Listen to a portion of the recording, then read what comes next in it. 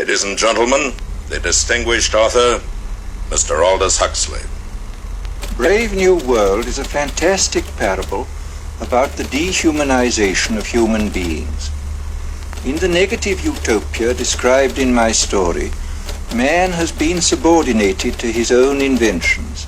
Science, technology, social organization, these things have ceased to serve man. They have become his masters.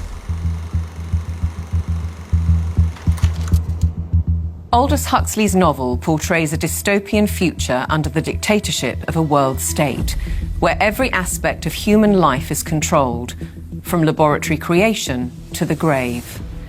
He described the story as fantasy, but later wrote, "The prophecies made in 1931 are coming true much sooner than I thought they would. The nightmare of total organisation has emerged and is now awaiting us, just around the next corner." With the rise of brain-computer interfaces and biometric sensors and so forth, all the bodies, all the brains would be connected together to a network, and you won't be able to survive if you're disconnected from the net. All life on Earth is going to be radically changed. It's a fusion of the physical, the digital, and the biological world. It's changing who we are. These people have gotten to the point now where they are openly anti-human. Everything will be monitored. The environmental consequences of every human action. They cannot happen without digital ID. Once the digital ID is in place, it's game over for humanity.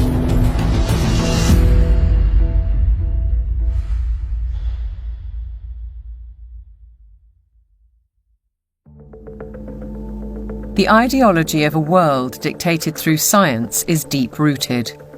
Almost a century ago, a movement was established in the United States, preaching that the population should be governed by an elite of selected experts, scientists and academics, rather than democratically elected politicians. They called it technocracy. These engineers and scientists from Columbia University promoted what they thought was going to be the replacement for capitalism and free enterprise. It's not going to be price-based economic system. It's going to be based on resources and energy, control over energy. They thought that science was the answer for everything. They didn't have any spiritual bone at all. You know, they were very mechanistic in their thinking. The definition was clear. Technocracy is the science of social engineering, the scientific operation of the entire social mechanism to produce and distribute goods and services to the entire population. The movement was short-lived, but the principle never died. As we'll demonstrate, a stranglehold on policy and resources has always been the ambition of the powerful oligarchs behind many of today's world institutions. It seems to me that there's a very strong drift in the direction of globalization, of the ultimate centralization of control in the hands of unelected officials at supranational organizations. The lust to control other human beings is a story as old as time. They want all of the resources of the world in their pocket. They do not want you and me to have anything. It's in writing all over the World Economic Forum's website. By 2030, you will own nothing and be happy. That's an oxymoron. If you don't have anything in your name, you ain't going to be happy about it. The World Economic Forum may have called that infamous phrase a prediction, but it translates as a statement of intent on behalf of its global power brokers. The bigger picture is that an attempt is underway now to collapse liberal democracy and replace it with global technocracy.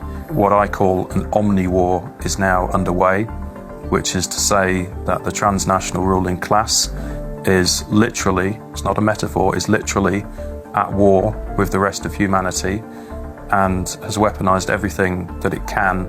This is a coup.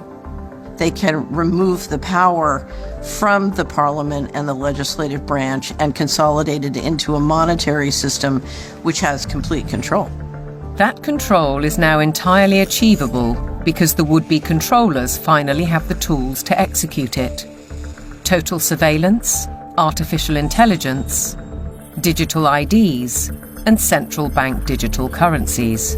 The potential for social control is gigantic and potentially irreversible. What our experts are describing is a world commanded by an exclusive group of bankers and industrialists, affecting every aspect of our lives. What we eat, what we can buy, where we travel, where we live, and all bypassing democratically elected governments. You could be forgiven for thinking this is a grand conspiracy theory, but please consider this. The term conspiracy theory has become one of the most successful propaganda terms of all time in closing down discussion and debate. It's a thought-terminating cliche, but nevertheless, it's surprisingly effective when you try to calmly present evidence in a factual and reasoned manner. In this film, we will present evidence that the global takeover is not only possible, it's actually happening, and has been decades in the making. They plan to commandeer land, reduce farming, and radically change the food we eat, transform the supply of electricity, and then dictate how we use it, and replace currency with a system of credits, under their control. It's a classic template. To win the war, take control of food, of energy, and of money. And here's the key.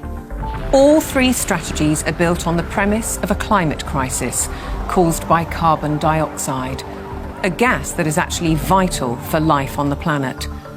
So what if the whole carbon narrative was one gargantuan lie? A political maneuver to establish their brave new world. A big lie is a lie which is told on such a scale that ordinary people simply would not imagine it to be possible. People with empathy can't fathom that a group of people would organize and engineer this kind of mass atrocity to get where they want to go. It should come as no surprise that financial kingpins are calling the shots. And it's certainly no conspiracy theory when banking executives spell out their intentions.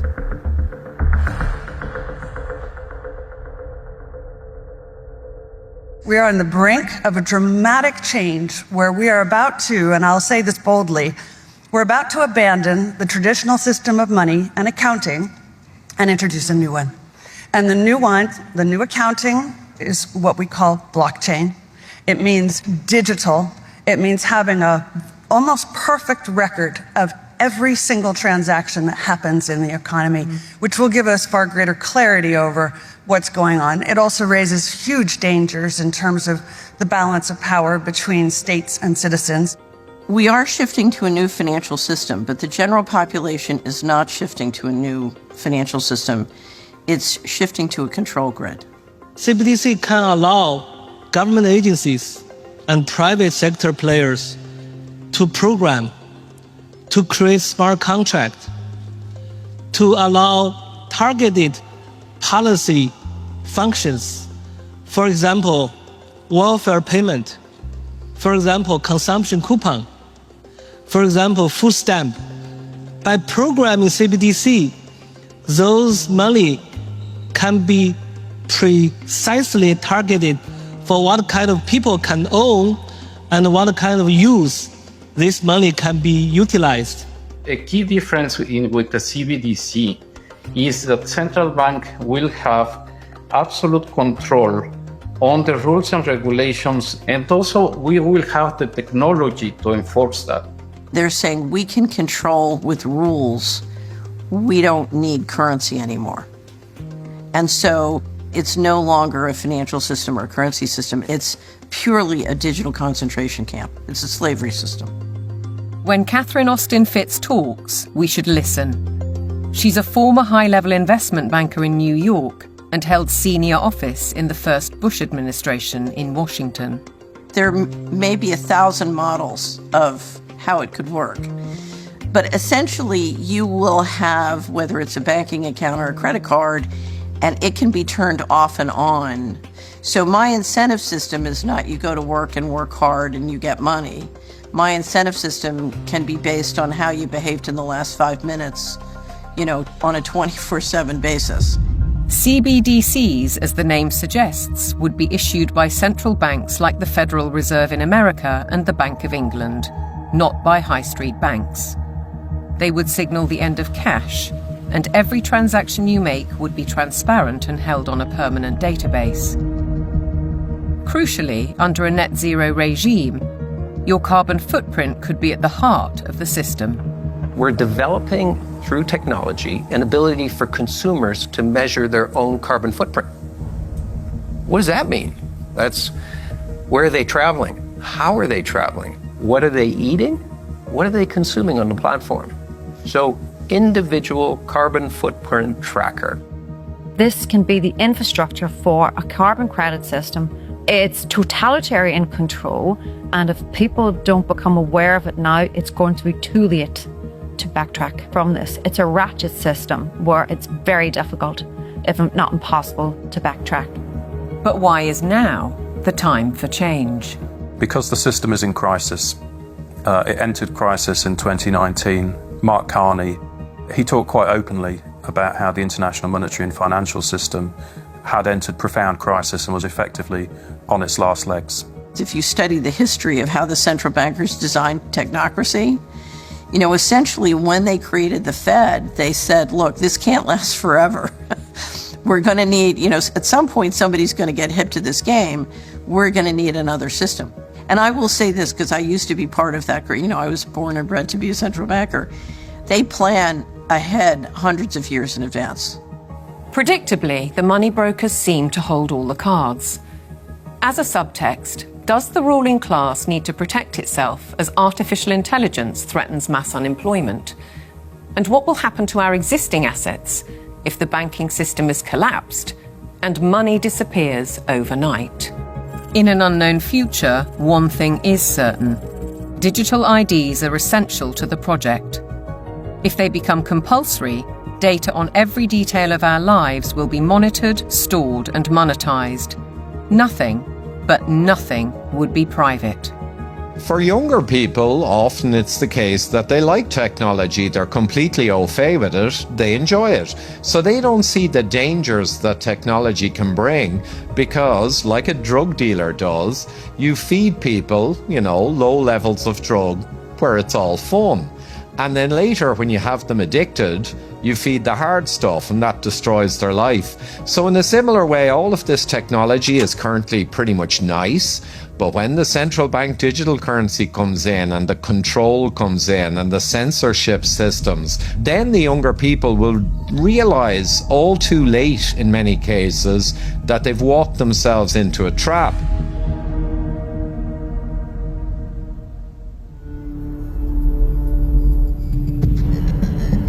One man who knows the dangers only too well is Aman Jabi, who was at the forefront of digital development in Silicon Valley, California, for 25 years.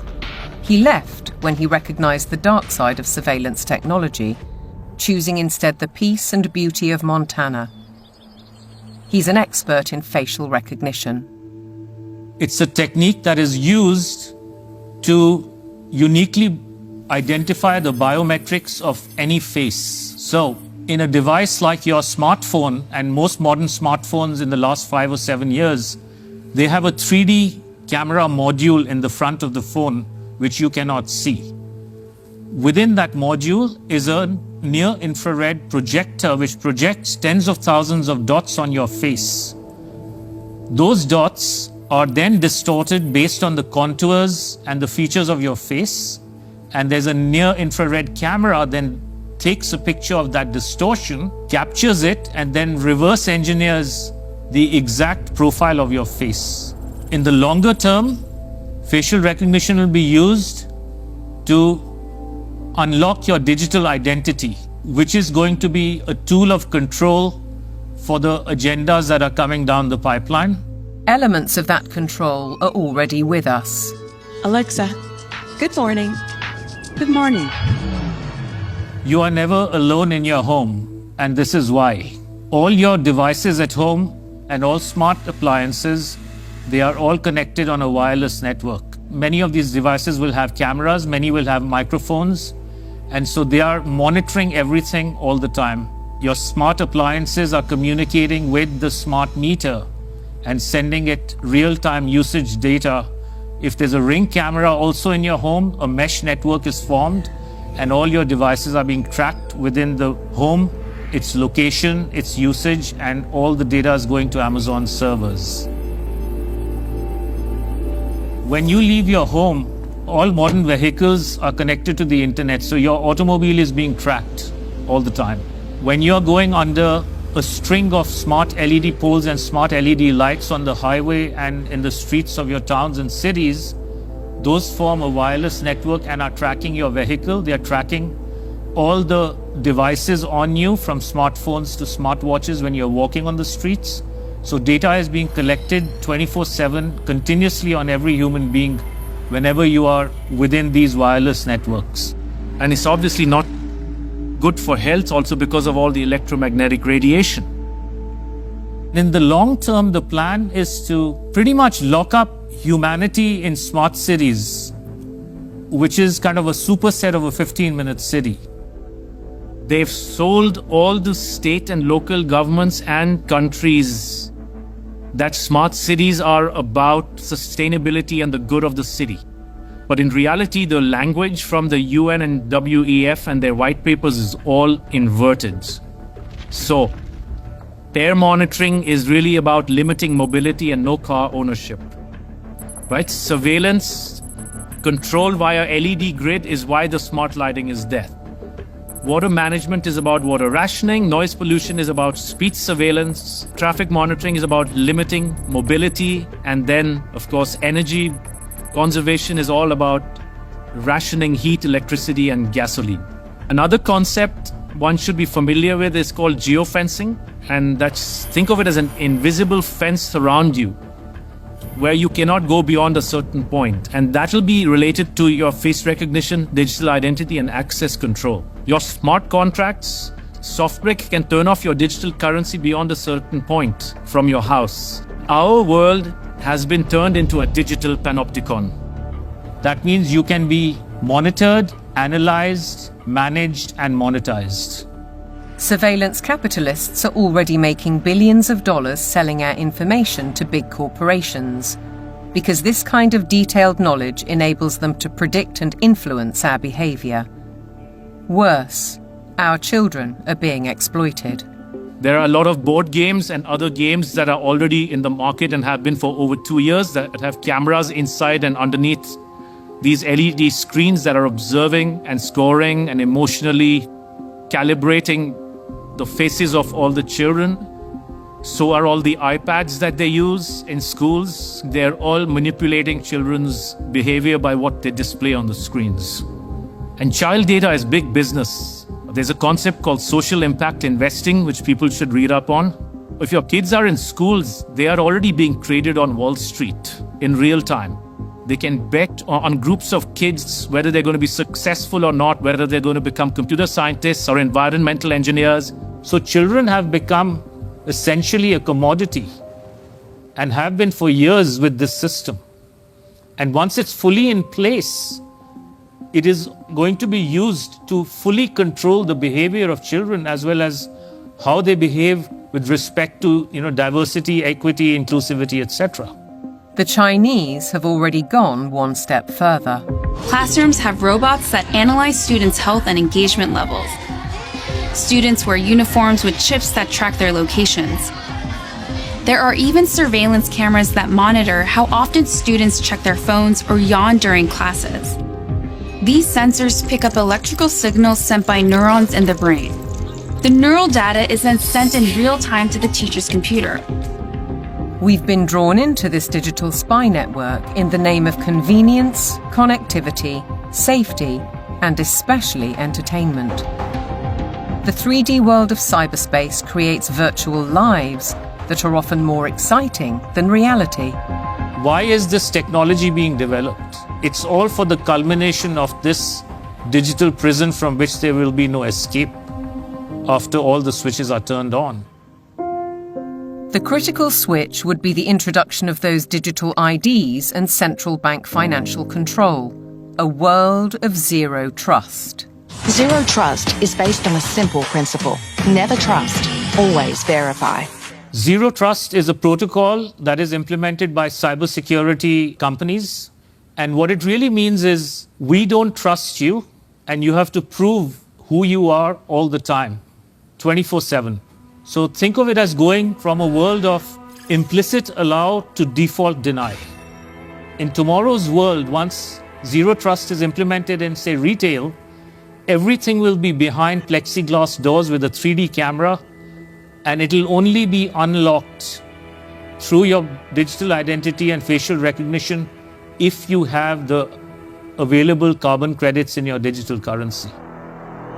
If you've reached the limit of your allowance, it could be access denied.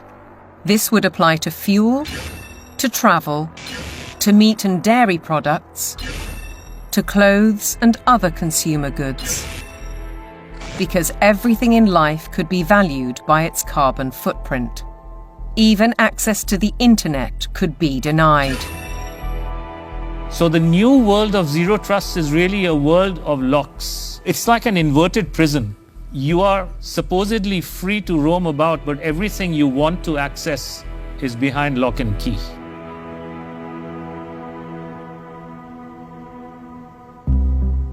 Most advances in science, including AI, bring great advantages to the world. They can enhance and improve human endeavour in almost every walk of life. But you don't have to be a scientist to see the flip side. They're constantly monitored by facial recognition cameras that are able to instantly put a face to a name. Now the Chinese are also ranked, given a mark out of a possible 950 points. For now, the number is a sort of bank credit rating, keeping track of everyone's spending habits. It may seem scary, but it's just like that here. We're used to it, and anyway, we don't have a choice. If you think this couldn't happen in the West, ask yourself why so many cameras, smart poles and 5G networks are being installed in your neighbourhood. In London, the police are using facial recognition surveillance. Sainsbury's is already experimenting with AI. Thank you for waiting. The cabinet will now be opened. In UK railway stations, surveillance is being tested to collect travellers' data. And in Oxford, these barriers were installed by the council under its so-called 15-minute city plan. They were removed following protests. But look at what's replacing them in these quiet residential streets. As the tech companies are proud to tell us, the possibilities are endless. We've developed the camera into a sensor. The camera does not only capture video, it can now start to count, measure,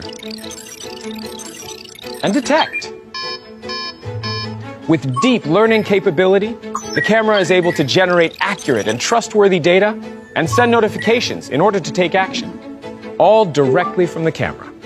And since our cameras have open technology, well, we can work with different analytic partners from all over the world and together do just about anything we want. Note that they can do just about anything they want. Digital technologies mainly have an analytical power. Now we go into a predictive power. But then the next step could be to go into a prescriptive mode, which means you do not even have to have elections anymore, because we know what the result will be. Ultimately, we're facing manipulation by the system. A world where instead of us using technology, technology is using us. But who's really pulling the strings? Banking and oil dynasties like Rothschild and Rockefeller inevitably get mentioned, as do the modern-day big tech masters, including the ubiquitous Bill Gates. David Hughes takes a wider view. It's those who own the means of production, who are capable of magicking money out of thin air, who control the media, and all of the other means of production, which have now been weaponized against the rest of the global population. Catherine Austin Fitz, the banking insider, adds a sinister thought. If you know their name, they're not at the top. Either way, it's a story of power, money, and manipulation by a small group of people who share common interests. and a belief that the world needs top-down control for maximum efficiency. As we'll see, it could result in the destruction of the farming industry in favour of laboratory foods, and a shortage of electricity because of the race to net zero. Net zero means the impoverishment of ordinary people. It means fundamental changes to their lifestyles, and the politicians are not being honest with the people about it. Surprisingly, the blueprint for transformation is woven into the United Nations Agenda 2030, ostensibly a vision for a better world. Excellencies, ladies and gentlemen, I say again that taken together, the 2030 Agenda for Sustainable Development and the Paris Climate Agreement provide humanity with a master plan for a sustainable way of life on this planet. New York City, late September 2024, the setting for the United Nations Summit of the Future, a gathering of member nations to reinforce and accelerate Agenda 2030 and its 17 Sustainable Development Goals, or SDGs. The plan has a broad spectrum and is full of worthy ambition. But behind those deliberately bright and colourful boxes lies a darker theme, a shifting of influence and potentially power towards unelected world bodies. The strategy goes back well into the last century, and pressure is growing, because the goals are far behind targets set at the grand relaunching in 2015. 17 inspiring Sustainable Development Goals, the SDGs. Our aim is clear, our mission is possible, and our destination is in our sights. To end poverty and hunger, address inequality, protect our planet, and build a life of dignity for all. It appears to be a noble and ambitious programme for a perfect world. And who could argue with those aspirations? But critics insist the goals are not what they seem. Alex Newman is a journalist and broadcaster who's been investigating the issue for 15 years. He has his own way of interpreting the rhetoric.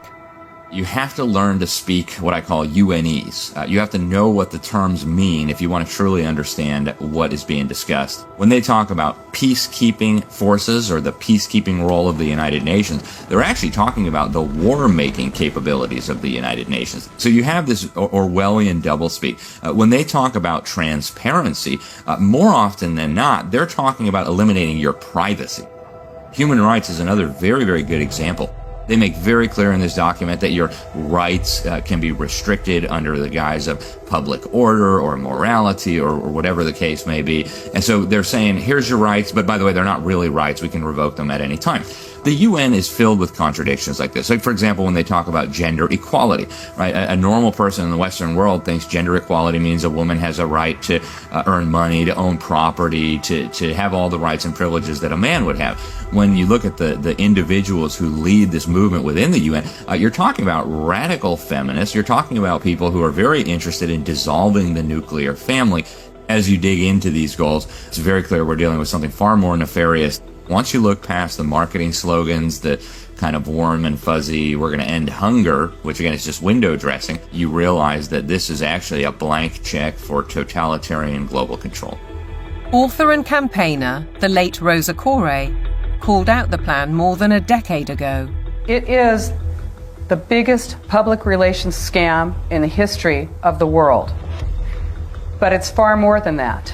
It's a blueprint. It is the action plan to inventory and control all land, all water, all minerals, all plants, all animals, all construction, all information, all energy, all means of production, and all human beings in the world.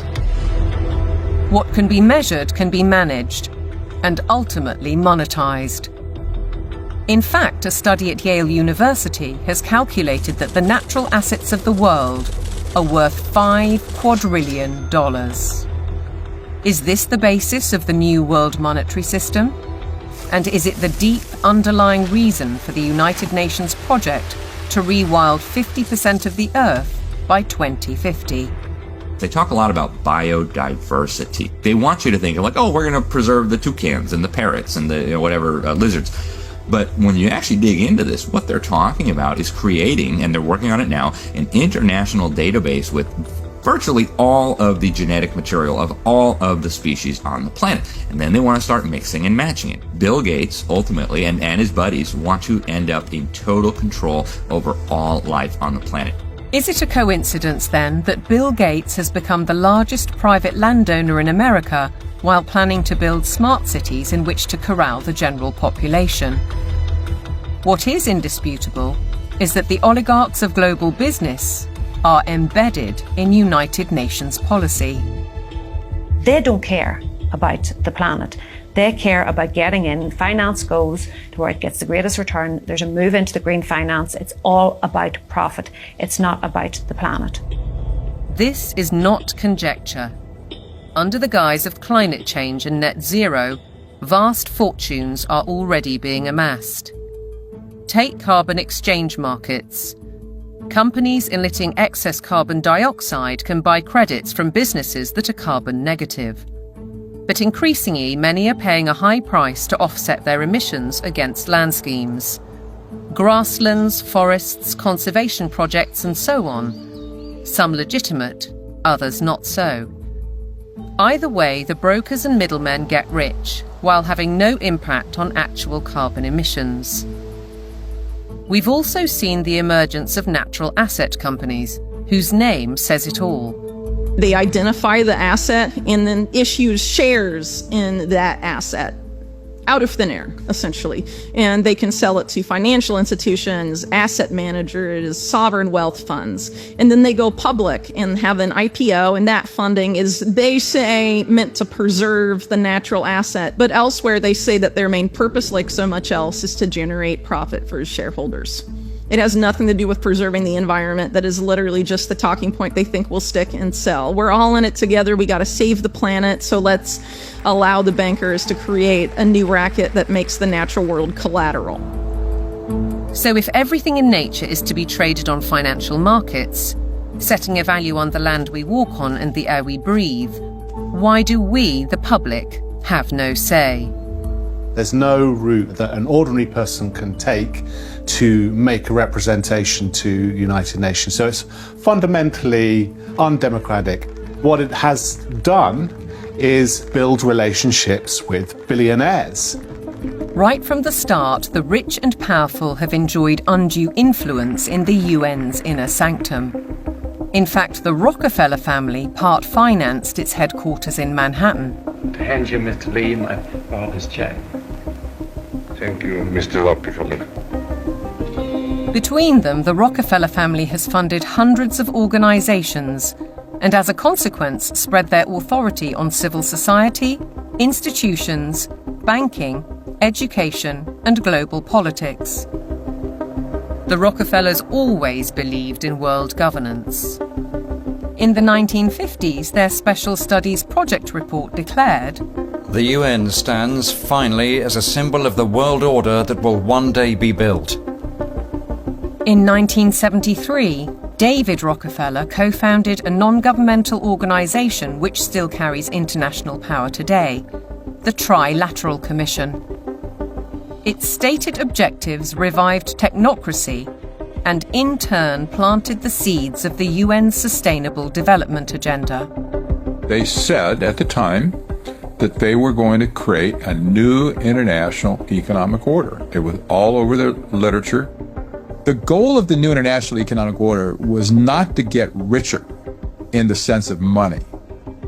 They knew even back then that eventually the fiat currency system of the world was going to disintegrate. So the goal became to actually capture the physical resources of the world. All wealth historically has come out of the ground. They wanted to take away everything that they could possibly take away from the nation states of the world and from private individuals of the world and stuff it into the global common trust where they would administrate it and they would be the ones getting licenses for the resources to turn around and make stuff. The financial kingpins have long seen themselves as masters of the universe, manipulating global affairs through institutions like the International Monetary Fund and the World Bank. Is Agenda 2030 the defining act for complete control? And how significant was the global response to COVID-19? As the world builds back from COVID-19, we have a once-in-a-lifetime opportunity to make investments that will strengthen the economy and improve public health, and fight climate change for generations to come. One might ask why the UN needs a multi-billionaire finance and media player as a special envoy, or why Mark Carney, the former governor of the Bank of England, who called for a new global monetary system, is the UN's special envoy for climate action and finance. And then there's Larry Fink, the boss of BlackRock, the world's largest asset management company. He's a board member of the World Economic Forum, and as we'll see, has driven the UN's goals through investment strategies for the past 20 years. All three are principles of the Glasgow Financial Alliance for Net Zero, a partnership with the UN. With the green economy worth trillions to corporations and investors alike, it's hard not to see a conflict of interests. Are the bankers raising money to achieve United Nations goals? Or are the goals a Trojan horse to change the world's financial control systems? Now consider the events at Jackson Hole, Wyoming in August 2019, only 3 months before the COVID outbreak. It's when Mark Carney delivered his call for change, and BlackRock proposed a new financial mechanism, Going Direct, which in principle allows central banks to channel capital direct to large corporations. So the central bankers got together in 2019, the G7 central bankers, and voted on the Going Direct Reset. And the Going Direct Reset, of which the COVID operation was part of it, has done a phenomenally excellent job of massively consolidating capital into central control. If you look at the COVID operation from a financial standpoint, it was absolutely clear that it was one way you balance the books. It worked. The major corporations like Amazon and others were allowed to continue business. Meanwhile, other businesses, particularly small and medium-sized entities, were deemed to be, quote, inessential. Many of them were put out of business. And so what we saw was a global wealth transfer of a reported $3.3 trillion from the working classes and the middle classes to this kind of super rich billionaire brigade. The people who ran the operation made an absolute fortune. It was economically, as a taking, it was a huge taking. And that included billions of pounds of taxpayers' money going to pharmaceutical firms for so-called vaccines. Whatever the truth around COVID, Dr. Hughes says the response deployed dangerous elements of social control, what he calls weaponized deception. We see techniques of shock and awe being applied through the lockdowns, techniques of isolation, making reality seem strange and threatening. All of this helps to de-pattern the mind. These are all well-known military tactics. Look them in the eyes and tell them you're doing all you can to stop the spread of COVID-19. Stay home, protect the NHS, save lives. These are, in fact, very nasty and very vicious techniques which were deployed against the public of multiple countries at once.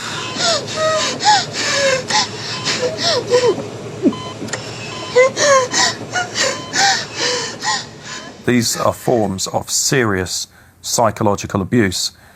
I think once the public starts to understand that, there's going to be a very severe pushback against everything that's happened.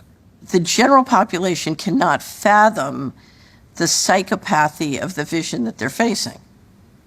So they can't fathom that a group of people would organize and engineer this kind of mass atrocity to get where they want to go. Be aware then of the World Health Organization, the UN's most powerful agency.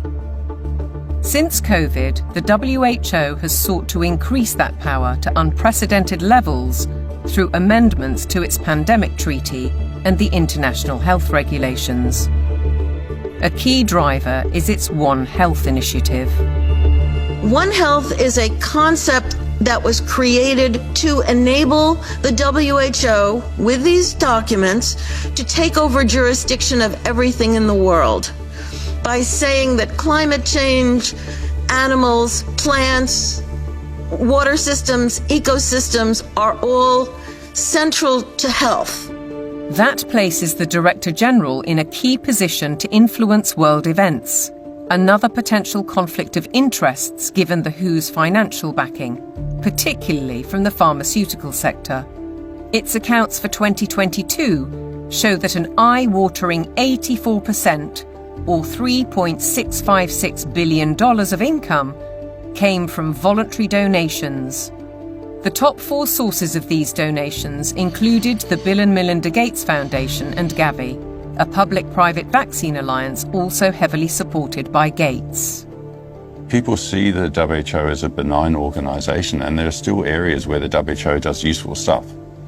But the biggest focus now is purely on a tiny disease burden where investors can extract a large amount of wealth. This has shifted the WHO's focus very much to this emergency agenda, which is very false. Pandemics are very rare events. This is why we now have a WHO that promotes vaccines all the time, because that's what the money is coming in to support. So instead of being a World Health Organization, we have a World Vaccine Organization, and that seems to be the only thing they're touting. What's in the treaty has got nothing to do with health. It's a business deal focused on the most profitable business imaginable, pandemic profiteering.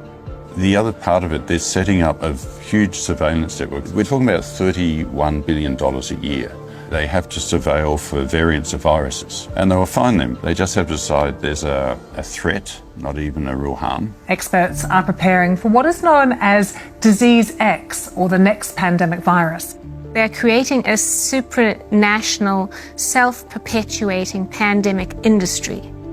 The latest scare is monkeypox, renamed Mpox, a disease highly unlikely to affect the general population. Nevertheless, the WHO has acted. The emergency committee met and advised me that, in its view, the situation constitutes a public health emergency of international concern. If you get to declare the emergency and then profit from it, there's a big problem, isn't there? It's essentially a build-out of big pharma, and the WHO is essentially looking to be their marketing and distribution arm worldwide. WHO! The people say no! WHO! The people say no! We're fighting for really the right to own our own lives. We're fighting for that freedom versus a sort of corporate authoritarian structure or medical fascist structure, which is what is clearly interests are trying to impose on us. Changes to the WHO's regulations are expected to be voted through in the coming months. As we speak, the UK government is fully behind them. Meanwhile, in common with many other global institutions, the WHO tries to silence criticism and dissent, branding it misinformation. The science, it says, is settled. Digital platforms are being misused to subvert science and spread disinformation and hate to billions of people. This clear and present global threat demands clear and coordinated global action.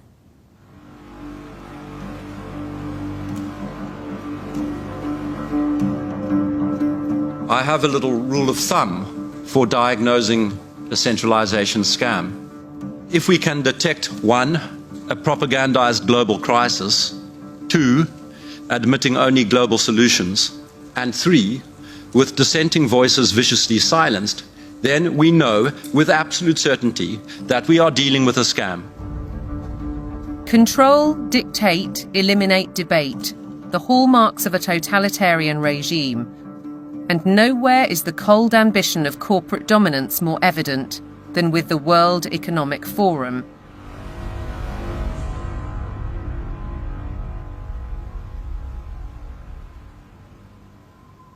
Klaus Schwab founded the WEF in 1971. His mentor was Henry Kissinger, statesman, political shaper, and close confidant of the Rockefellers. The organisation now employs 800 people and has programmes in business, academia, and in training future global leaders. It's far more than its famous annual meeting in Davos.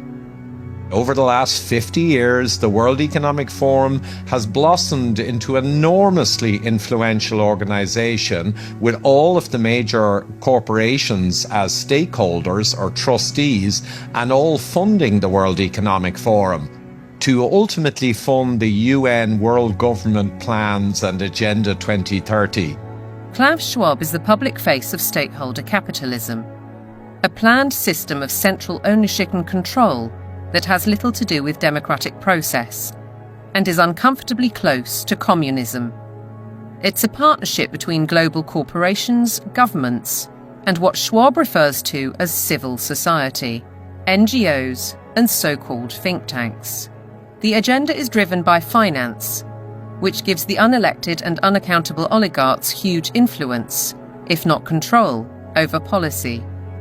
The UK's Prime Minister, himself a one-time member of the Trilateral Commission, has already declared his interest. You have to choose now between Davos or Westminster. Davos. Why? Because Westminster is too constrained, and it's closed, and we're not having meaning. Once you get out of Westminster, whether it's Davos or anywhere else, you actually engage with people that you can see working with in the future. Westminster is just a tribal shouting place. Starmer seems to forget that he is elected by the people, to serve the people through Parliament. That's his democratic duty. And while he refuses to listen to our farmers, he entertains the globalists in Downing Street and publicly doubles down on his philosophy. I'm determined to deliver growth, create wealth, and put more money in people's pockets. This can only be achieved by working in partnership with leading businesses like BlackRock to capitalise on the UK's position as a world-leading hub for investment.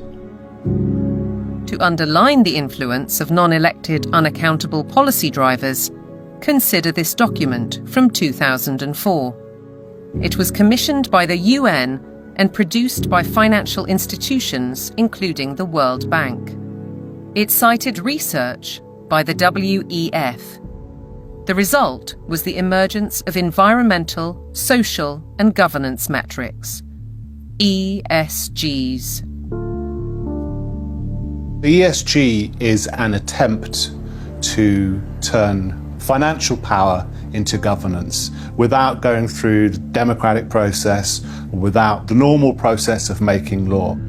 ESGs allow major asset management companies such as BlackRock to impose ideologies on businesses and consumers across the world through their investment strategies. BlackRock's billionaire chairman and CEO, Larry Fink, also a board member of the WEF, remember, is clear. You have to force behaviors. If you don't force behaviors, whether it's gender or race or just any way you want to say the composition of your team, you're going to be impacted. Now we get ethics, green ethics, racial ethics, gender ethics, driving corporate decisions about who may have money, what they may use their money for, and how they're going to behave in society and what they're going to do with it. This is a new form of political power that isn't accountable, isn't transparent, and it isn't democratic. We, the public, are being manipulated. Our lifestyles, our culture, and our future, be it through forced woke ideologies, intrusive technologies, so-called pandemics, censorship, or information which is too often propaganda. Your compliance is vital to the agenda. To impose global solutions, the leadership needs you to believe in global problems. Climate change is here, it is terrifying, and it is just the beginning. The era of global warming has ended, the era of global boiling has arrived.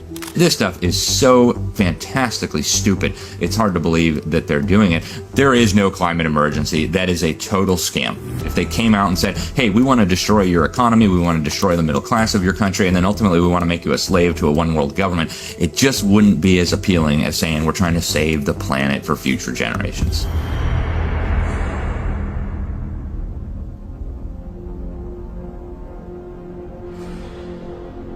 "2024, with the hottest day on record and the hottest months on record, this is almost certain to be the hottest year on record. And the masterclass in climate destruction."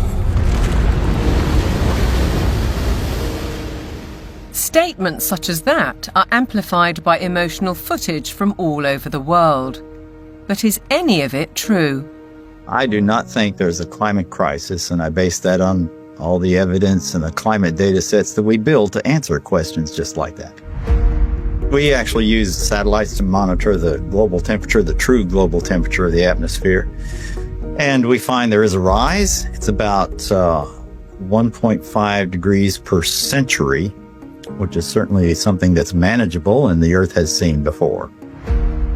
Compared to the 19th century, which was about the coolest century in the past 10,000 years, we're warmer. But we're about the same as we were 1,000 years ago, and certainly cooler than we were about 5,000 to 8,000 years ago. John Christie is a highly regarded climate scientist who developed the measurement of accurate temperature records using satellites. His evidence is critically inconvenient to the climate change industry. I'm not popular in most of the climate community, that's for sure, because much of the climate community depends on climate model results. Tens and hundreds of millions of dollars have gone into that industry of climate modeling, and I show, well, you folks have failed. But yet they prop up the entire political world that tends to support this. In 2017, I came to work and there were 7 bullet holes in our office suite. And so some people are pretty upset that the evidence that we build and show that can stand the test of time and can stand up to cross-examination is just not going along with their issues and their desires. So let's consider these statistics on the Earth's atmosphere. 78% is nitrogen, 21% oxygen, other gases make up less than 1%, and carbon dioxide accounts for a mere 0.04%, the majority of which is natural. Can man-made CO2 really be a problem? Roy Spencer and I are going on the assumption that all the warming that you see is due to carbon dioxide emissions. And so we find that that's a pretty modest warming. But see, that's a big assumption. Mother Nature is able to warm up the planet without extra CO2. And so we are just saying the worst case scenario is this warming of about 1.5 degrees. And that's certainly not a catastrophe at all. On the contrary, carbon dioxide is vital for the world's survival. The greater the concentration, the better plants grow. In fact, according to NASA figures, the world has become 14% greener in the last 40 years.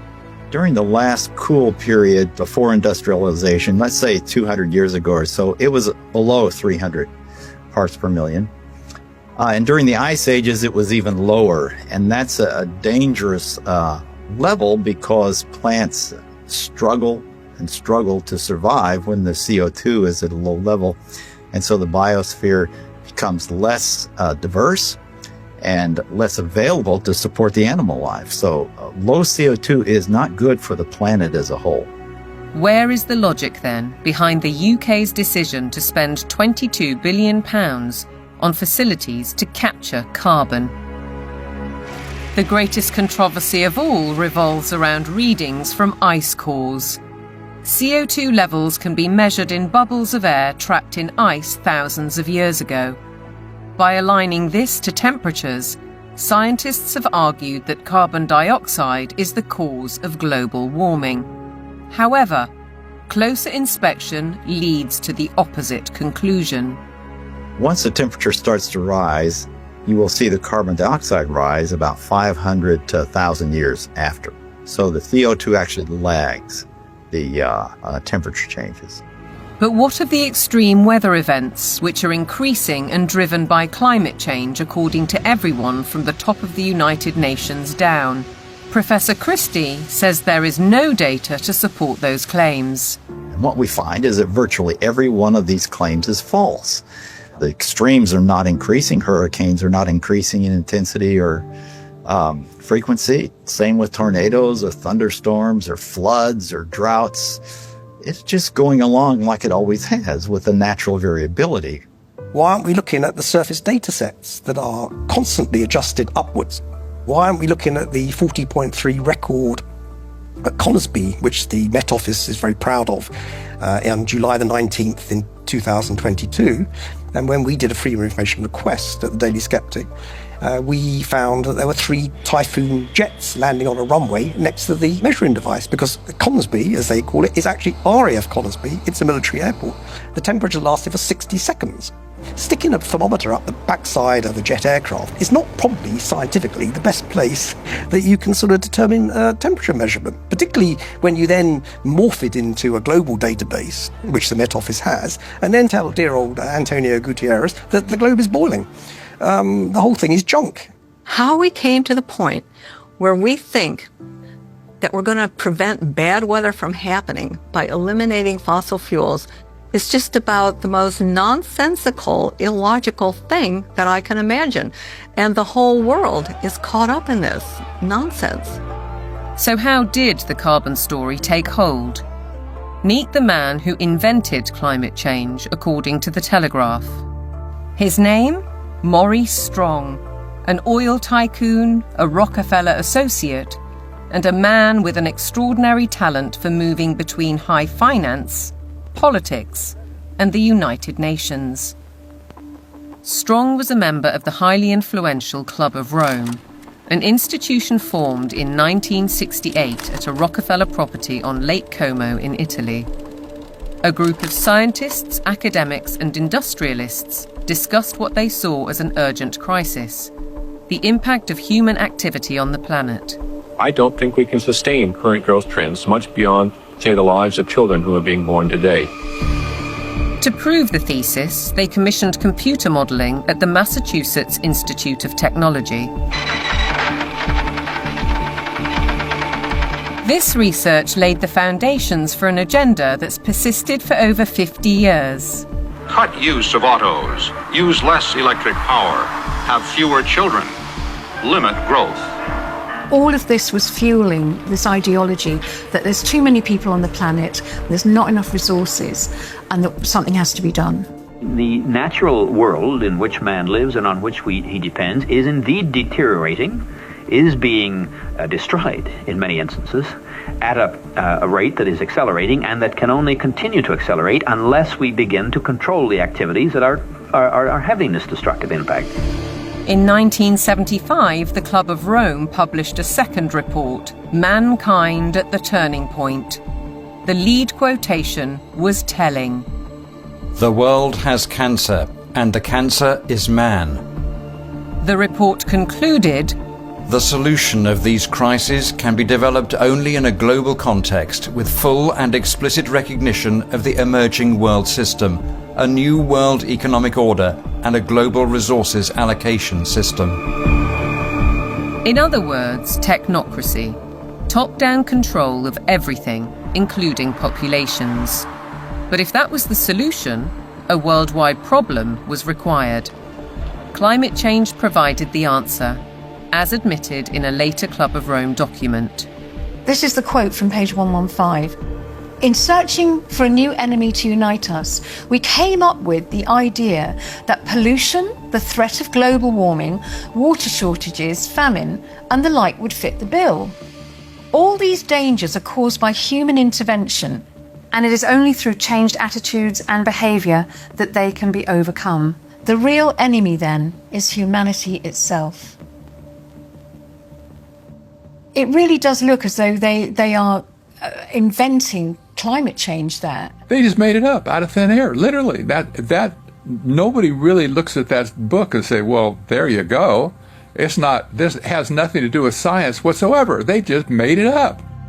Interestingly, in 1988, Maurice Strong had been instrumental in establishing the IPCC, the mainly political entity which endorsed a thesis by a small group of scientists that industrial carbon dioxide was driving climate change, and the IPCC has been locked into that theory ever since. Maurice Strong's masterstroke came in 1992, when as Secretary-General of the UN's Earth Summit in Brazil, he saw 179 nations commit to a World Action Plan. Agenda 21. We have been the most successful species ever. We are now a species out of control. Nobody would question the need for a cleaner environment and the protection of nature, and Strong's legacy lives on through the Kyoto Protocol, the Paris Accord, the current Agenda 2030, and the worldwide push for carbon net zero. But there are questions on his motives and his connections. He was behind the first financial carbon market and a founding director of the World Economic Forum. Surely a conflict of interests, with his involvement in the IPCC. A skeptic might ask why nearly all research grants in almost 40 years have gone on developing IPCC carbon dioxide theories, while anyone who raises questions is ridiculed, cancelled, or has their career stalled. Funding for someone who wants to determine the natural variability of the climate system as an explanation for what has happened is just not there. I mean, the government is very clear that they want a catastrophic story. There is no single science paper that proves conclusively that humans control all or most of the global climate. If there was, you wouldn't hear the last of it. Instead, we get this call to authority to the IPCC, the United Nations Panel on Climate Change. Many more scientists and academics are speaking out against the IPCC.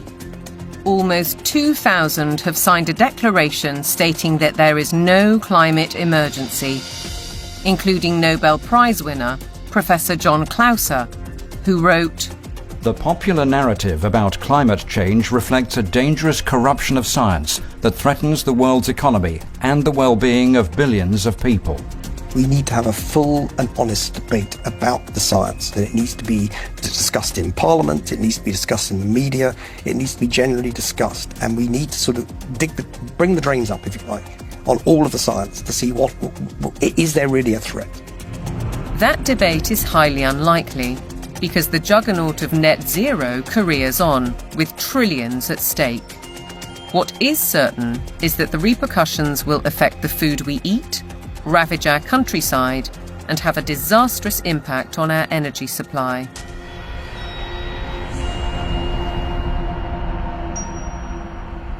If you cannot set a credible course for net zero, with 2025 and 2030 targets covering all your operations, you should not be in business. Well, net zero is insanity. It's pure insanity. I mean, the idea that you can remove 85% of the world's energy, which comes from hydrocarbons, within less than 30 years and replace it with the sunbeams and the breezes. It shows a complete lack of economics, societal effect. It shows a simple lack of the progress that we've made over 300 years. Nevertheless, net zero is enshrined in UK law, with the government passing the Climate Change Act in 2008. A 100% reduction in emissions by 2050 from 1990 levels was included later in a strategy document. But experts argue that the policy is fatally flawed. Europe's mad dash towards net zero is effectively economic suicide. Politicians are purposely impoverishing ordinary people, purposely deindustrializing Europe, where companies are forced to move to countries where they have access to cheap energy, whether it's the US who frack and therefore have cheap gas, or whether it's to China, which is still predominantly producing from non-renewable, especially coal. It is literal economic suicide. China continues to open new coal-fired power stations to drive the factories that manufacture wind turbines and solar panels, which are then sold to the West. As a result, China emits almost 30% of global greenhouse gases, while the UK is responsible for less than 1%. In essence, carbon emissions are merely transferred to another part of the planet. And while China gets richer, UK households face a bleak and expensive future. What it will effectively do is price ordinary people out of having access to electricity at a time they want and a price they can afford. The core problem is that neither the infrastructure nor the technology exist to provide a constant supply of electricity. The proportion of time that solar actually generates electricity is actually 9% in the UK. That means that for 90% of the time, solar doesn't generate the average amount of electricity that its capacity can generate. For onshore wind, it's about 20 to 40%, and for offshore wind, it's about 30 to 50%. So that means by definition, you will always have periods of time when renewables aren't producing electricity, but there is demand for electricity. As we'll hear, the net result is that supply will be rationed. Reality, though, seems not to concern the activists.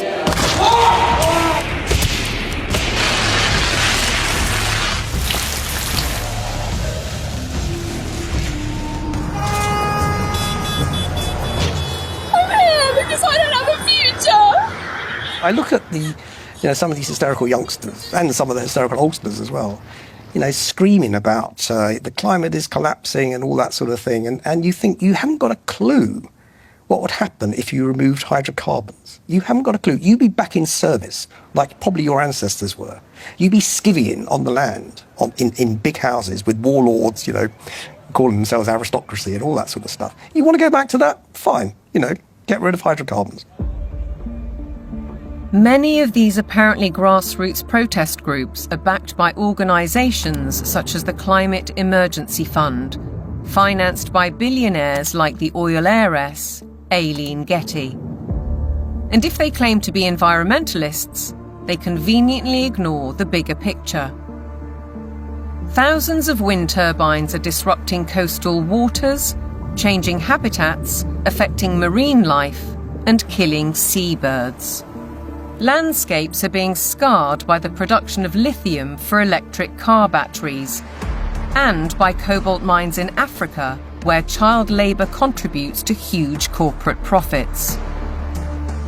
How does the loss of thousands of square miles of farmland to vast solar parks meet the UN's biodiversity goal? And how helpful are wind turbines when they're blotting the landscape visually and through noise pollution, and disrupting wildlife in the air and on the ground? The glorious mountain terrain of southwest Wales is a stark example. It's a landscape breathtaking in its beauty, untainted and largely untouched by humans. A haven for wildlife, a place where life runs its natural course. Yet this is what's planned. Mega turbines designed for offshore, reaching 700 feet into the air and dwarfing the hilltop forests. Planning permission is being sought for the so-called Bryn Cadwyn Energy Park. If you put one in the valley floor, it would be standing some 40 metres above the valley floor, so above the horizon. But they're not putting them in the valley floor, they're putting them on the top of the hills. So it'll be standing some 600 odd metres above sea level up there, casting a shadow over our solar panels. Justin Cotter lives right in the centre of the proposed development. He's fighting to preserve the countryside he loves. And across the mountain, Jason and Josie Barker are equally aggrieved. It feels very much like it's exploitation, using the climate crisis narrative as its supporting evidence. So it feels like it's being abused in a tremendous way, and there's going to be a lot of destruction done in the name of doing good, which really just seems utterly backwards. And if we really want to protect nature, then some of the best way of doing that would be to leave it well alone, especially in the wilder places, and let it flourish. We certainly found that being here, The more we've lived here, the more we've worked with it and encouraged it, the more it's come back. All of those spruce trees on top there, they will have to go to make way for turbines. All of that. All of this spruce will be gone. To build a 230-metre turbine in that location, it's going to take some crane to lift the 240-ton nacelle onto the top of the tower some 180 metres up. So they'd have to stabilise all the ground for the crane, stabilise the ground for the actual turbine, put in a concrete plug basically in the ground of some 1,000 tonne of steel, 4,000 tonne of concrete, just as a base.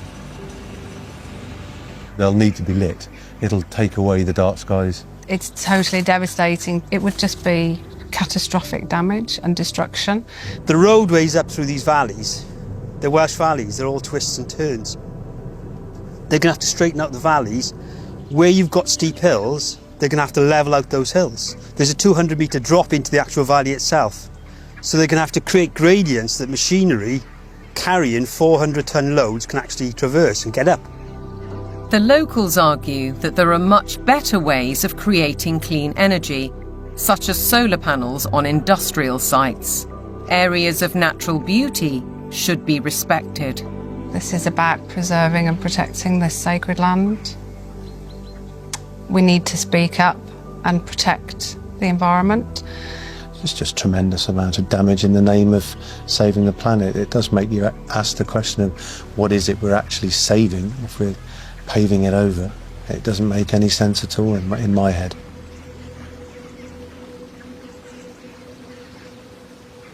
The proliferation of turbines and solar panels certainly seems at odds with protecting biodiversity, and experts argue that the economics simply don't add up. If we are going to go on to full net zero, we not only have to change our electrical system, but we have to change the other 66% or more of the rest of our energy needs as well. So we need to triple the amount of renewables just to cover our present electricity generation.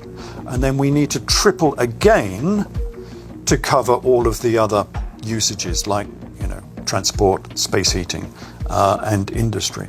So it's almost a tenfold increase in the amount of renewable energy that we're producing.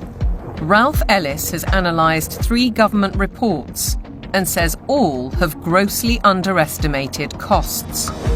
2 of the reports ignore the need for that crucial backup when the wind doesn't blow and the sun doesn't shine. At present, this is the only such site, Dinorwig in Wales. But going by the government's own figures, Ellis says the equivalent of 2,000 Dinorwigs would be required. The overall cost would run into trillions of pounds.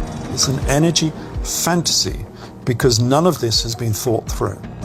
Battery plants are one alternative to back up the national grid, like this one already constructed in Australia. But again, they offer limited supply. We're facing a situation where, if fossil fuels are eliminated, it will be impossible to maintain a constant supply of electricity. You can't instantly put on new supply, so what you have to do is control demand. And to be honest, they're quite open with this. If you look at the National Grid's latest paper on this, they talk about demand management. And the system is, electricity will only be available at a price you can afford when the wind is blowing and when the sun is shining. And when the wind isn't blowing and the sun isn't shining and the 1 or 2 hours of battery storage have been used up, the way they will reduce demand is by simply increasing the price of electricity so that demand falls to the available level of supply. Part of the control that the government has, or part of the means by which it can manage the demand, is through the use of smart meters. Effectively, smart meters allow them to do minute-by-minute pricing, which means that as the intermittent renewable production goes up and down, they can effectively change the price at which you can use electricity. So essentially, it's going back to pre-industrial age where the weather determines our lifestyles and our energy use. A government-sponsored report from the UK Fires Organisation agrees that targets will not be met and therefore electricity usage will have to be cut. They say we'll have a quarter of the power by 2050, and they say there'll be no travel, there'll be no meat or no beef lamb. There will be restrictions on clothing, and we will live in mud huts. And it's not an exaggeration, they use the word earth. The United Nations use the word bamboo, impacted earth, soil detritus. This is what they're writing. But what of the claim that renewable energy will be cheaper? Not so, says Derek Bertelsen. We can also look at the accounts of these renewable energy companies. And what we see if we look at those is that the cost of production is considerably higher than the market price of electricity. And therefore, without these subsidies, these renewable companies would go bust. Ironically, the anticipated reduction in supply comes at a time when demand is about to skyrocket, with the explosion of surveillance systems and artificial intelligence. BlackRock's Larry Fink predicts that by 2030, data centers will use 30 times more power than a single city.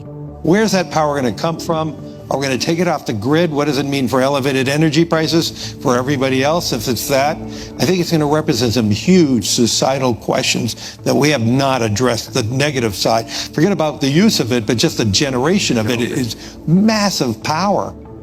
If the race to net zero will affect our energy, it could also have a devastating effect on our food, as global policies and the march of corporations accelerate.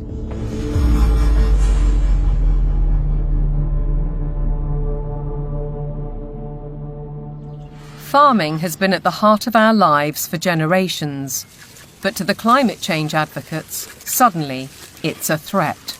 A lot of people have no clue that agriculture contributes about 33% of all the emissions of the world. You just can't continue to both warm the planet while also expecting to feed it. Doesn't work. One thing John Kerry didn't mention was that farming and agriculture contributes 100% of the food that we need to eat. So that's a little kind of an important detail that he ought to have mentioned. And I think what we're dealing with here is actually a global war on agriculture. I believe they are demolishing our food infrastructure, partly to cause a crisis, right? And I guarantee you, mark my words, we're going to be in a food crisis and they're going to say it's climate change. I wouldn't say it's about saving the planet, no. I would say it's about land grab and about profiteering and corporatization of our food sector. It's basically the pharmaceutical industry taking over the food supply. If I can switch everybody from real food to pharma food, then 100% of the agriculture industry can go through my publicly traded stocks, and I have complete control. So the idea is we get rid of farmers, we kill any naturally grown food, and we engineer food in manufacturing plants and laboratories. But I assure you that those guys are not eating this. Bill Gates is one of the familiar corporate faces, and he's investing heavily in the food revolution under the guise of avoiding climate disaster. Cows alone account for about 6% of global emissions. So we need to change cows. And while he talks up the perceived problem, Gates is pouring money into the supposed solution: artificial meat and genetically modified crops. Crucially, anything that is invented or altered can be patented. The core of his agenda is he wants to do in agriculture and pharmaceuticals, by the way, what he did in the computer world. True power, massive, incalculable wealth comes from owning intellectual property and then monopolizing it. They want to make it so that every single organism that is used for food is ultimately under their control, either through the 3D printing or through this genetic manipulation. So we're moving now very rapidly toward this totally centralized food system where a tiny handful of corporate interests in bed with totalitarian government will dominate the food supply so that there is only a giant public-private partnership with total control of all food, all energy, and I believe water will be next. While the global machinations continue, thousands of farmers fear for their livelihoods. And the new UK government's first budget has multiplied those fears. By reducing relief on inheritance tax, they're penalising those who would want to pass their farms to sons or daughters. The National Farmers Union described it as a disastrous budget for family farms that would snatch away the next generation's ability to carry on producing British food and see farmers forced to sell land to pay the tax. For Kelly Seaton, concern goes well beyond her family farm in Cheshire. It makes me feel incredibly sad that the dairy and meat industry is so vilified. You will never find anything as nutritionally complete as milk and meat. The food that is going to replace milk, meat, and all of the other products that we produce in this country is going to be very nutritionally lacking. They will starve us from nutrients, and then the pharmaceutical companies will probably pick up the slack on that, all of which create a profiteering circle. No Farmers, No Food was set up to campaign against untenable net zero and climate change policies. Farmers, says Kelly, are being dealt a deeply unfair hand. When cows are blamed for climate change, it does make you question everything. And I think this is where a lot of farmers are waking up to the fact that there's a lot of lies being told to us. The problem with the current carbon system is that a lot of big corporations are offsetting their carbon. So most dairy producers now especially, but other farmers as well, are having to record their carbon footprint on systems that aren't fit for purpose. They are woo-woo figures pulled from the sky, quite frankly, and then the big corporations are using that data to offset their carbon so that they can look better, again, at the same time as beating us with a stick and saying that we're the ones killing the planet with these girls. The methane emitted by cows' digestive system is part of the argument against them, but Kelly says that's just hot air. The grass that they eat would produce the same amount of methane whether they ate it or not. OK, they do speed that up, but the other thing they give us is this, muck, which we put on the fields to fertilise the fields and reduces our reliance on buying in fertiliser. 200 miles to the south, Ed Rhodes farms 188 acres of Devon countryside. He's not part of the No Farmers, No Food movement, but agrees that the whole narrative on cows and climate change is wrong. As farmers, we recycle carbon all the time. That's what we do. You could almost define farmers as carbon recyclers. We're an organic beef, sheep and vegetable farm. We run a fairly traditional system of rotational farming. We'll have a field which would be growing a brassica crop for 1 year, a non-brassica crop for another year, such as broad beans or sweet corn, and then we have a break for that field, so it goes into a predominantly grass and clover mix. That allows the soil to recover from the work that we've done with it while we've had the vegetables growing. It also allows things like the clover to put nitrogen back into the soil. So the livestock are absolutely essential for grazing that grassland. We also mow it so that the hay, the silage that we take from those fields are fed to the cattle in the winter. The bale I'm sitting on, the bedding that they're standing on, is all mown from very rushy areas on our farm. The animals then dung onto that. We compost that. That gets spread onto the land primarily where we're growing the vegetables to put the fertility in, and that's what then produces our crops. If you remove livestock from the system, you have no system. Farmers like Ed Rhodes work with knowledge and passion, but still have to comply with a labyrinth of government rules and regulations, including carbon monitoring. And now land itself is under threat. Corporations such as British Airways are buying farms to plant trees for carbon offsets, while other areas are being declared sites of special scientific interest, restricting or even preventing use for crops and livestock. And then there's the United Nations SDGs. Goal 15. Protect, restore and promote sustainable use of terrestrial ecosystems. Consequently, rewilding programmes are impacting farmland across the world. In the UK, for example, the government is planning to set apart 1,200 square miles for wildlife habitat by 2042. That's an area almost as large as Cornwall. And in America, dams are being removed and river courses reopened, disrupting water supplies for crops. Goal 13 states, take urgent action to combat climate change and its impacts.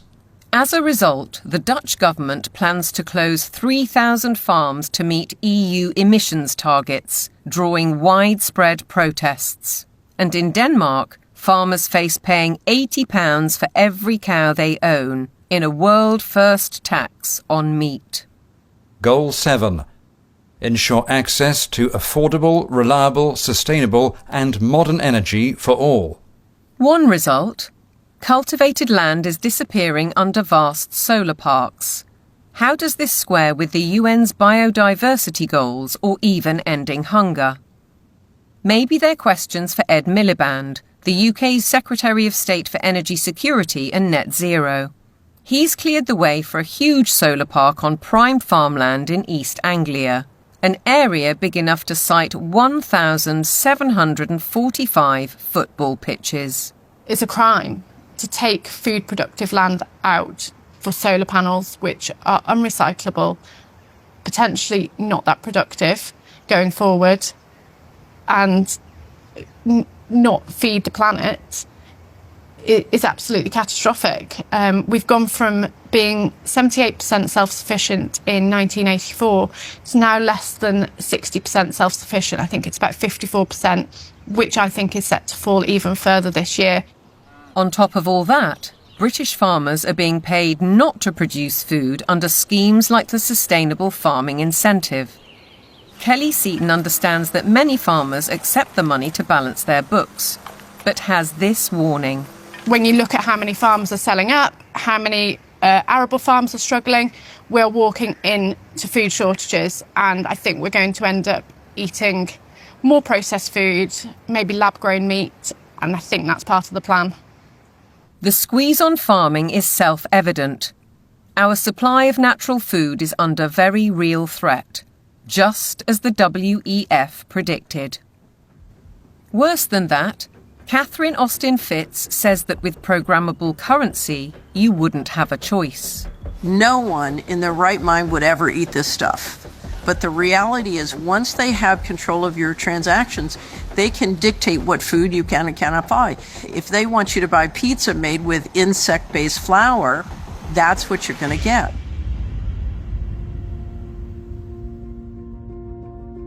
There's an energy crisis. Even though there is an abundance of energy, there's a food crisis, even though there's plenty of food to feed the world. There's a water crisis, even though 70% of the Earth's surface is covered with it. There's an air crisis where CO2 is declared the enemy of mankind, even though it's necessary for life to exist on Earth. There's a resource crisis, even though there are abundant resources to support everyone. What's with us here, you know? Who created all these crises? They did it. Just as clear as the nose on my face. It's all been a sham. All the essential things of life, they've been declared to be scarce, because things that are scarce you can control.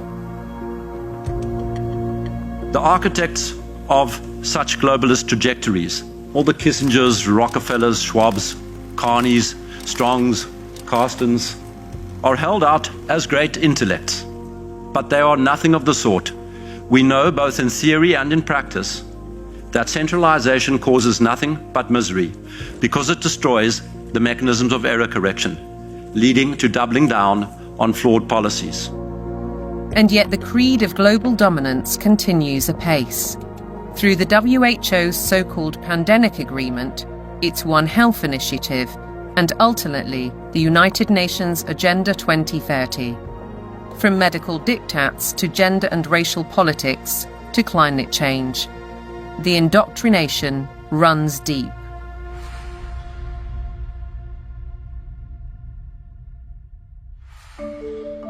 Local councils have been sucked in by the tentacles of global power, encouraging them to spend vast amounts of time and taxpayers' money on climate schemes, without challenging the rationale.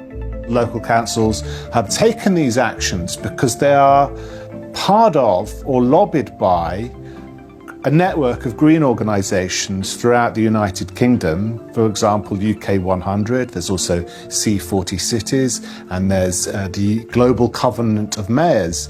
And these organisations require local authorities to sign pledges that say they're going to ban cars from streets, we're going to make people vegetarian, and we're going to restrict certain forms of trade faster than is required by national government. They've been able to do this because democratic engagement at the local level is so weak. The voters' decisions are completely outweighed by the influence of the green blob, essentially. One organisation, Climate Emergency UK, has introduced scorecards, a league table to compare the progress of councils. It brings both pressure and opportunity. Environmentalism creates the idea that a local councillor is a planet saver. And of course, there are organisations that, like the UK 100, that are going to flatter people in that position. They're going to indulge those people and say how important they are, whereas most of the rest of the public are going to probably see them and say, what the hell are you doing? Ben Pyle emphasises that such organisations are not grassroots initiatives. Civil society has been bought and it's been organised around the interests of its billionaire philanthropists. Newspapers and television also consistently push the same story. We've been hearing about the threat of climate change for decades, but now we can't ignore it. Here, the climate crisis is very real, and it is getting worse. What mainstream media does in following this narrative is that they exclude vast areas of climate science. They exclude all the sceptical scientists. By the BBC, which has done it for 20 years, saying that you cannot have any other view apart from the settled narrative, is doing an enormous disservice to science. Journalists and broadcasters are schooled in the carbon doctrine by organisations such as the Carbon Literacy Project, which claims to have trained 1,000 BBC employees.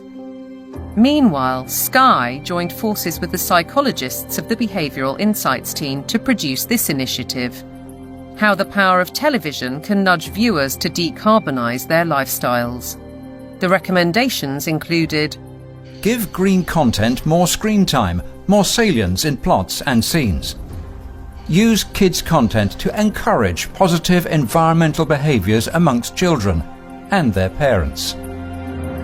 How then can we possibly expect impartiality in reporting?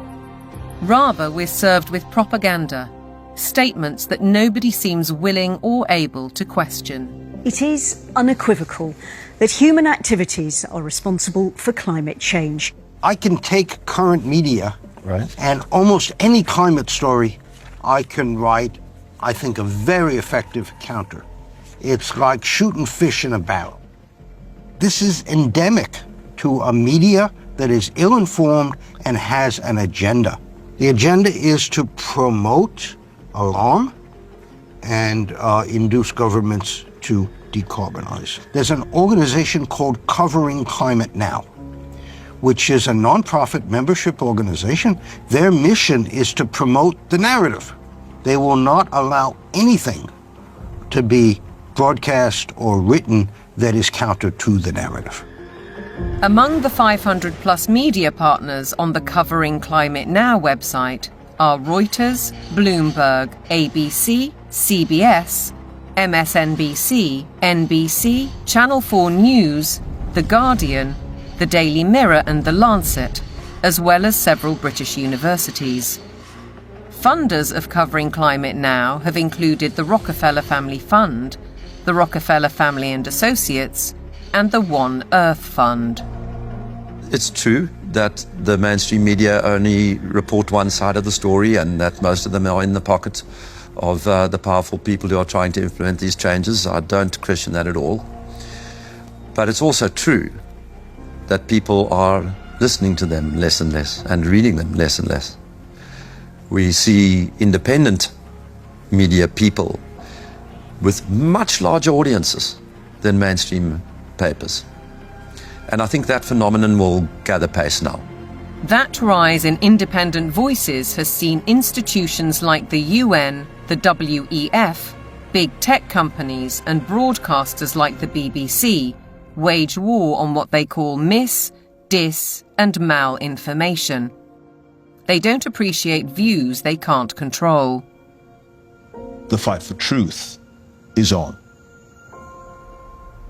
A partisan media, obsessed local councils, and then there are the universities, which should be the first and last bastions of objective research and open debate. But here too is a story of outside pressure. With the drop in government funding, the shortfall has been made up from other sources, and those tend to be NGOs, private organisations. For example, the Gates Foundation and the Wellcome Trust. Invariably, money from private organisations will come with vested interests. These vested interests, according to Professor Moss, drive university teaching towards business goals and ideologies at the expense of critical thinking and levels of academic achievement. One new initiative is the European Network on Climate and Health Education, led by Glasgow University. Medical students have been trained to accept that climate science is an established fact. Increasingly, climate change is harming people's health. You could say it's the largest health emergency of our time, and I do need to be ready to help tackle this challenge. Can the outcomes really be free of prejudice when the backers include the WHO and major pharmaceutical companies? This new collaboration will help train the next generation of medics with the skills they need to treat the health impacts of climate change and deliver more sustainable healthcare. That's why health leaders from across the public and private sectors are coming together to support this transformative new network.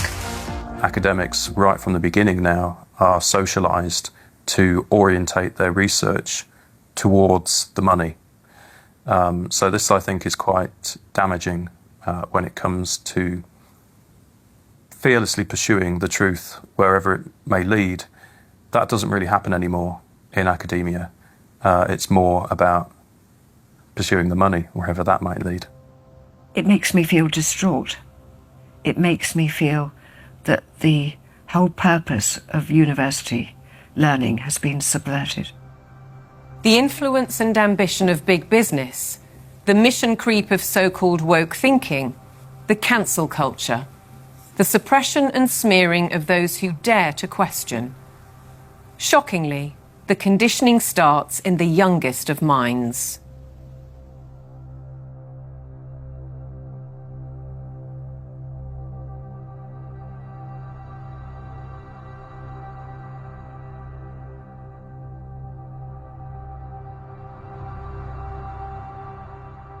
All aboard for global goals! This year, Thomas and his friends have teamed up with the United Nations. The world of young children is supposed to be one of innocence and joy, but it's been permeated by the global ideologies of the United Nations. If you go to goal number 4, it deals exclusively with education. And when you think education, recognize they're talking about indoctrination. The Sustainable Development Goals. Under the surface of it all is this effort to bring all the children of the world into this one world globalist system. And what's so remarkable about this to me is that it's not even hidden anymore. Take part in the global movement to save our world from being destroyed. How will you fight climate change? Try meat-free meals. Reduce your electricity use. Give your clothes a second chance. We die! It's kind of your fault! And you can never ignore Greta. The eyes of all future generations are upon you. And if you choose to fail us, I say we will never forgive you. I don't want you to be hopeful. I want you to panic. We want action. We want justice. Let's want action. And we want it now! No more coal! No more oil! Keep your... I want you to feel the fear I feel every day. I want you to act as if the house was on fire, because it is. This propaganda relentlessly promoting fear in various ways, be it disease, be it climate, I think is having a very damaging impact on young people's mental health. The disasters that continue increasingly to afflict the natural world have one element that connects them all: the unprecedented increase in the number of human beings on the planet. We're asking children to believe they are a scourge on the planet. I have a problem with children believing they shouldn't be here from the off.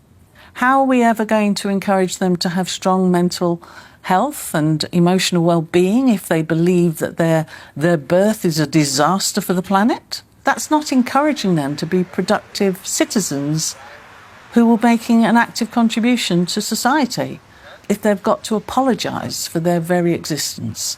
I think it's very dangerous, and I think we need to reverse that as soon as possible.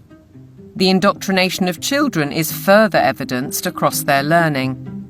Objectivity and freedom of thought are being stifled by the persistent pushing of agendas. I undertook a study of secondary school textbooks to see what children are being taught.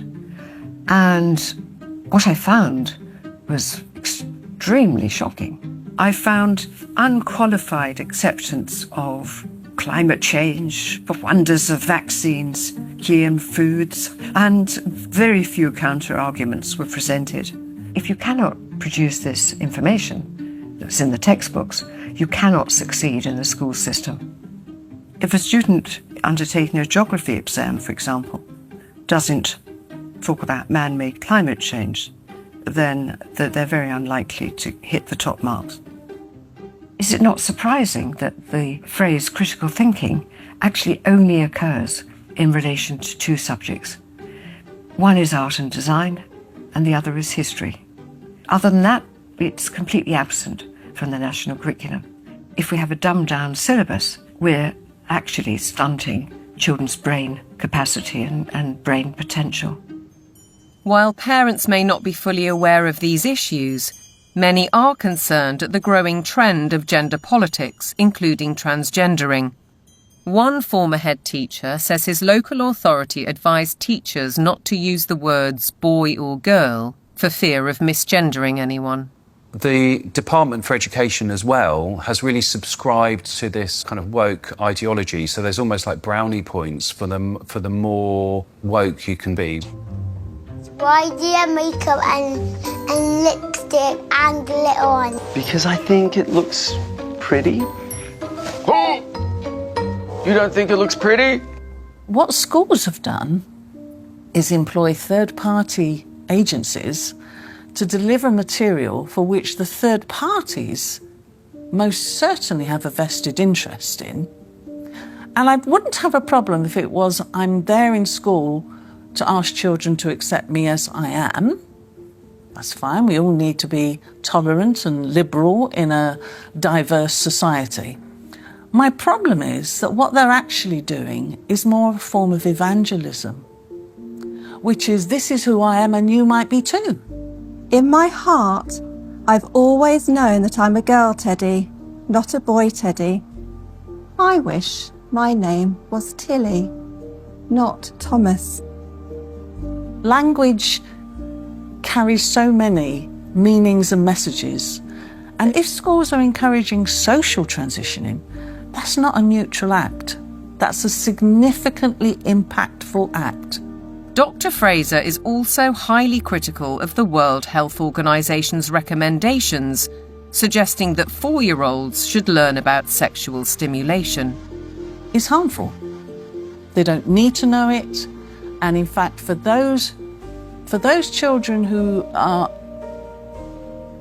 perhaps victims of adult abusers, how will they ever know the difference between what is happening within the home if they're encouraged to also explore that part of themselves within a school curriculum?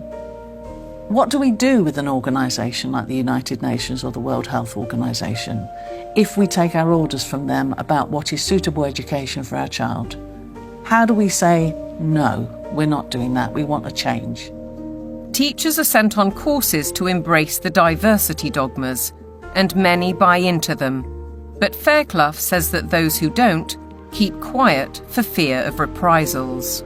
it's a dereliction of duty. It's a dereliction of their legal as well as their moral duty to safeguard children against harm. I can certainly say I feel very let down by the teaching profession because I am not hearing people speaking out on behalf of the children.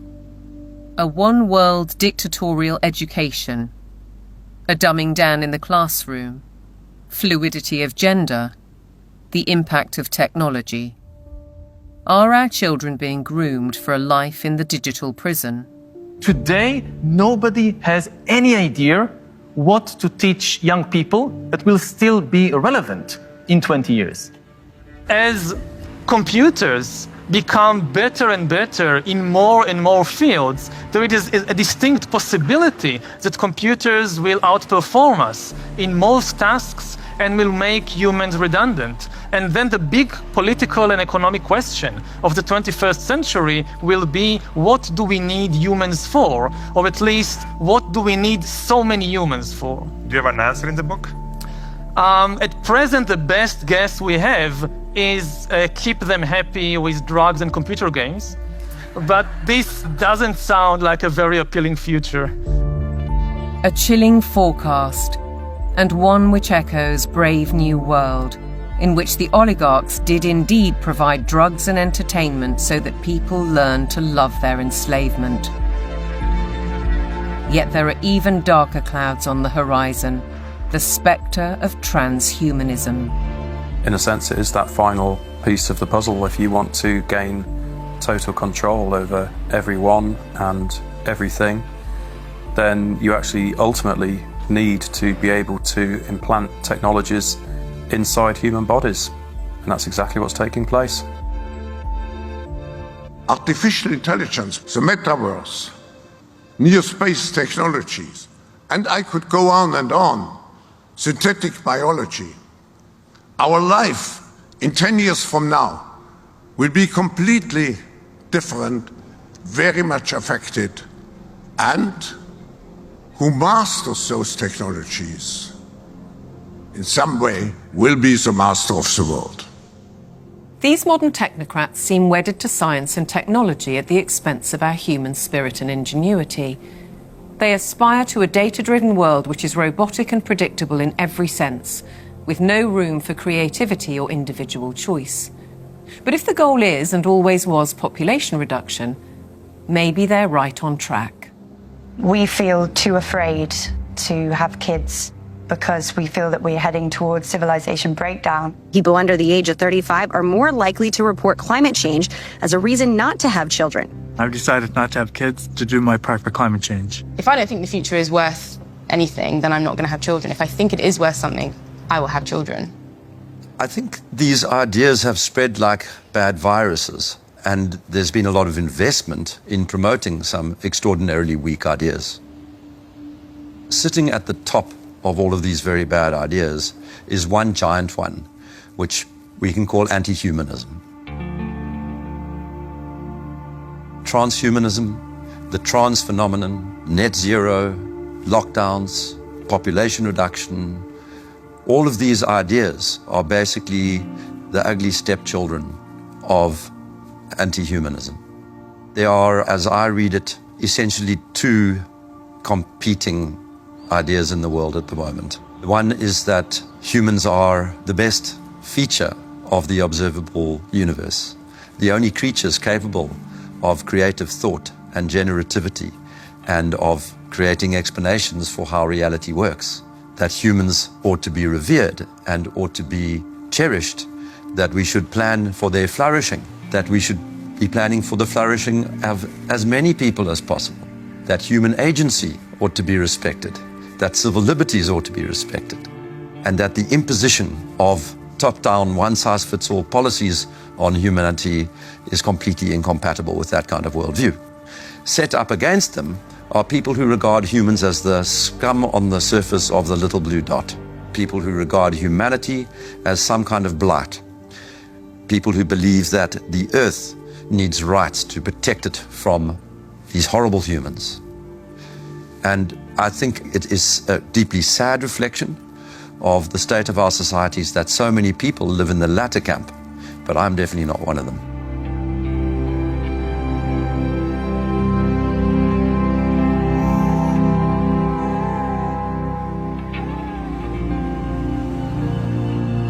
We can all stand up to tyranny. We can and must fight for the things that truly matter.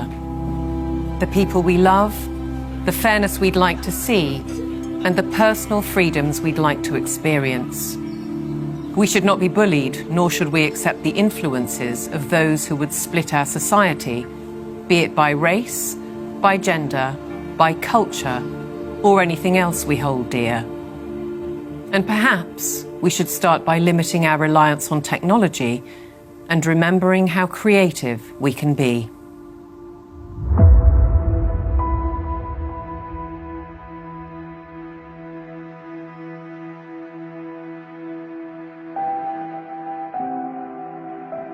Once you've seen it, you can't unsee it. You can't go backwards.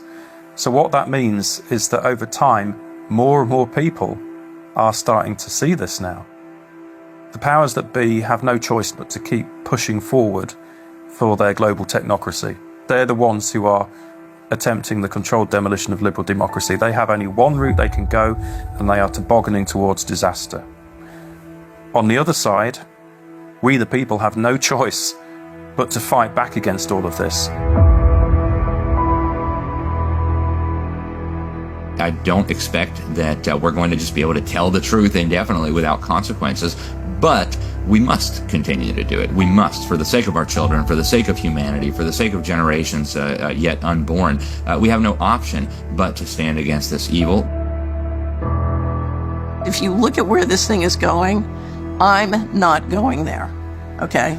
And whether God takes me out or the leadership takes me out, I don't care. I'm not going there.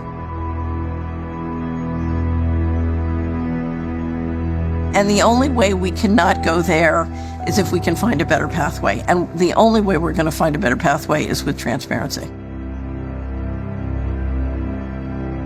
If I want to live as a virtuous human being, I need to live amongst people that are free. And if one understands that one mustn't live on their knees, even if you have to die on your feet, you must share truth, because truth is the weapon for free people.